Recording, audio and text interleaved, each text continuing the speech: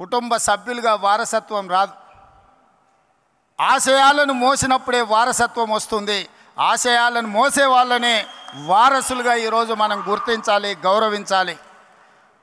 వైఎస్ఆర్ ఆశయం ఈ దేశంలో కాంగ్రెస్ బలంగా ఉండాలి, బడుగు బలైన దళిత గిరిజన మైనారిటీ మహిళల్ని ఆదుకోవాలి, హక్కున చేర్చుకోవాలి అనే ఆలోచనతో రాహుల్ గాంధీ గారు ప్రధానమంత్రి కావాలన్నదే వైఎస్ఆర్ గారి ఆలోచన. మరి ఈరోజు ఆంధ్రప్రదేశ్ ప్రజలు నేను అడుగుతున్నా, వైఎస్ఆర్ అభిమానులను నేను అడుగుతున్నా, వైఎస్ఆర్ పేరు మీద రాజకీయ వ్యాపారం చేసేవాళ్ళు ఆయన వారసులా, లేకపోతే నిజంగా వైఎస్ఆర్ గారి ఆశయం కోసం కష్టపడుతూ ప్రతి ఒక్కరికి తెలుసు, బడికెళ్ళే పిల్లగానికి కూడా తెలుసు ఆంధ్రప్రదేశ్లో కాంగ్రెస్ అంటే గెలుచుడు కష్టం సార్, సర్పంచ్ అయినా అని.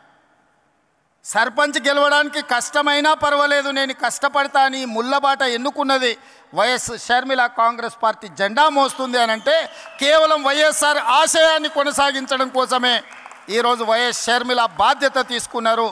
తెలంగాణ రాష్ట్ర ముఖ్యమంత్రిగా, తెలంగాణ కాంగ్రెస్ పార్టీ అధ్యక్షుడిగా గాంధీ కుటుంబానికి వారిచ్చే ఆదేశాలను పాటించేవాడిగా 100% మీకు అందరికి అండగా నిలబడతాం, షర్మిల గారికి తోడుగా నిలబడతాం. ఆంధ్రప్రదేశ్లో కాంగ్రెస్ను గెలిపించడానికి, కాంగ్రెస్ పార్టీ కార్యకర్తలను కాపాడుకోవడానికి, ఎలాంటి కార్యాచరణ తీసుకోవడానికైనా మేము సిద్ధంగా ఉన్నాం. నా మంత్రివర్గం అందరూ ఈరోజు ఇక్కడికి వచ్చిండ్రు అని అంటే మేమందరం అండగా నిలబడతామని చెప్పడానికే మంత్రివర్గాన్ని మొత్తం తీసుకొని వచ్చిన ఇక్కడికి. నేను ఒక్కనే వచ్చి ఉండొచ్చు, లేదా రాహుల్ గాంధీ గారు పంపించినట్టు సందేశాన్ని కూడా పంపించుండొచ్చు.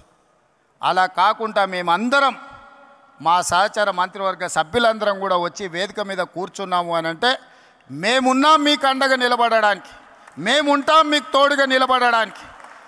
షర్మిల గారు చేసే ప్రయత్నాన్ని విజయవంతం చేయడానికి ఈ మధ్య టీవీలో పేపర్లో చూస్తున్న కడప పార్లమెంట్కు ఉప ఎన్నికలు రావచ్చు అని.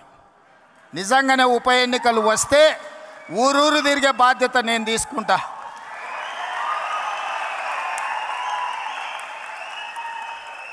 కడప పౌరుషాన్ని ఢిల్లీకు చాటే సందర్భం వస్తే కడప జిల్లా వాసుల తరఫున కాంగ్రెస్ పార్టీ జెండా మోయడానికి, గల్లీ గల్లీ తిరగడానికి, అక్కడి నుంచే ఎక్కడైతే పోగొట్టుకున్నామో అక్కడనే వెతుక్కోమని పెద్దలు ఏదైతే చెప్పినరో, ఏ కడప జిల్లాలో కాంగ్రెస్ పార్టీకి దెబ్బ తగిలిందో అదే కడప జిల్లా నుంచి కాంగ్రెస్ పార్టీ జెండాను ఎగరేసి ఆ గడ్డ మీద నుంచే పోరాటం మొదలు పెడదాం. మీరందరూ కలిసి రండి, మేము అండగా నిలబడతామని తెలియజేస్తూ మీ అందరి దగ్గర సెలవు తీసుకుంటున్నా. జై కాంగ్రెస్.